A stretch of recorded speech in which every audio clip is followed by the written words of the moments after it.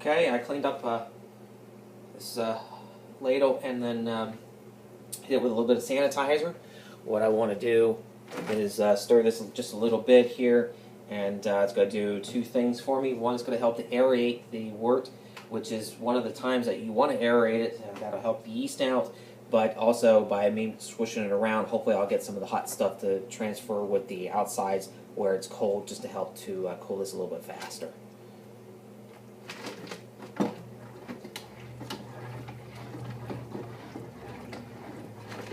And then I'm also going to take its temperature and see how much we've knocked off in probably not even 5 minutes yet, probably only about 3 to 4 minutes here.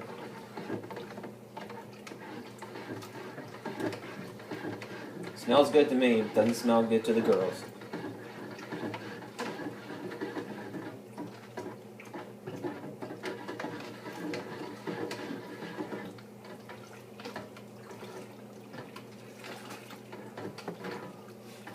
To me, it kind of smells a little bit like a nice tea.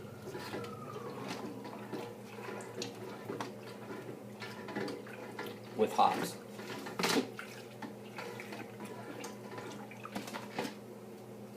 Alright, and we're going to, again, I like using this because I'm not potentially contaminating anything, and we're at 155 right now. So we dropped 45 degrees off of that since we pulled it off in just a matter of a few minutes. Okay, I've just taken the time to wash my ladle off here, just hitting it with some sanitizer, and we're going to check the temperature on this again, and we can't add the yeast until we're at 90, just around 90-95 degrees, and again, we want to cool this as fast as possible. This has been sitting for about 15 minutes. So we'll check this. Also, when I'm doing this, I'm using this particular one. You can see it's got the holes in it. This helps to aerate it. And again, that's something that I need to do with this wort.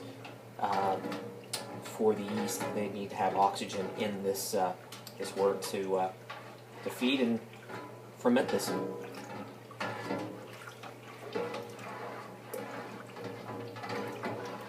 And stirring this around, just trying to transfer that heat off. Cool this as fast as possible. Helps to give more clarity to the beer. You get what's called chill haze, and it's something that just continues to reoccur in your beer with temperature change. Let's take a reading, and looks like I'm at about 120. So making progress, not as fast as I would like it to be, but we're making progress here. Probably within the next 5 minutes, I'm going to transfer this over to the fermenter, and that's already kind of chilly on the outside of it, so it might also help to break some of that temperature down a little bit. And then, but at least we knocked the major part of the temperature down as quickly as possible.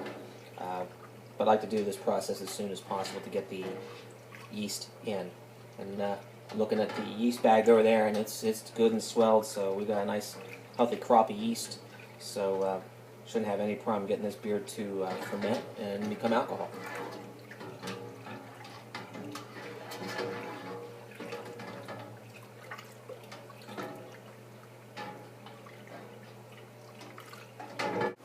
Okay, at this point we are going to transfer our wort into the fermenter.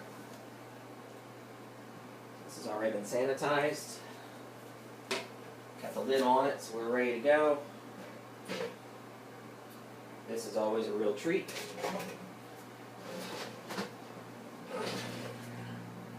Hoping that you don't spill anything. And here we go.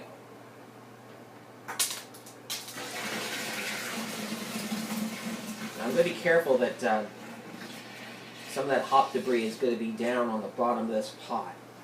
Just like pouring out a homebrew out of the bottle. I'm going to try and leave that residue in there, although I see a lot of it's already going through, so I may have stirred this a little too close to the time I was going to pour it out. So I may end up having to pour the whole thing in.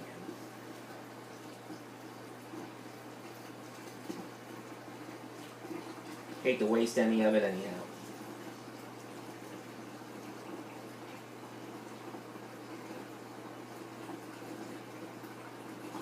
Yep, now I'm starting to see chunks, so I'm going to stop. Oh yeah, I got lots of chunks on the bottom of that. So actually we did pretty well. Now it looks like we're at the 4-gallon mark, so I do need to add 1 gallon of water. We will do that from the tap. What I'll actually do is dip the tip of the faucet into my sanitizer just to make sure that the screen that the water's going to pass through is clear, that I don't have any contaminants in there. We're going to top this off to 5 gallons, and then we'll pitch the yeast. Okay, I went ahead and sanitized the mixing spoon here again, and again I'm going to go down through here. What I'm attempting to do is, again, aerate this as much as possible since we had to add some water on top of it. There's another way you can add water to this, and that is that I could have pre-boiled about 2 gallons of water and then had that sitting off to the side a few hours ago, kept a lid on it. It would have been completely sanitized that way. I run it from the tap. I've not had a problem doing it that way. I've had no contaminants. Beer taste has been fine, so there's been no issue with that. I do have a thermometer on the outside of this bucket, and it only goes up to 82, and it's not registering yet, which tells me that I'm above 82. Last time I took its temperature, there was a little bit of a head on here, so I couldn't get a good reading. It said 89, so I think we're right in the temperature factor that we need for adding the yeast, or at least the max temperature of what we can add the yeast to. The yeast will actually do their feeding at between 65 and 70 degrees, so that's going to be the optimum temperature we're going to want to keep this at for the next 2 weeks. Now I'm going to get a little more vigorous on my stirring, get some oxygen into this, and then we're going to throw the yeast in here.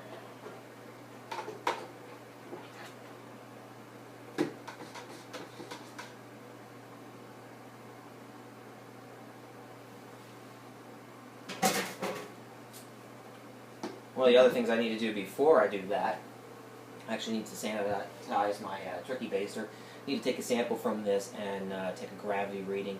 Gravity readings give you a sense of where the beer is at the beginning, and then also at the end when it's done fermenting. You will see a drop in that reading, and that is a sign that the fermentation is done and that they've created alcohol. And that's actually how you, based on that scale, you can judge the percentage of alcohol. The last beer that I brewed came in at about 5.5% alcohol, and this one's got honey in it, so we may get just a little bit higher out of this one.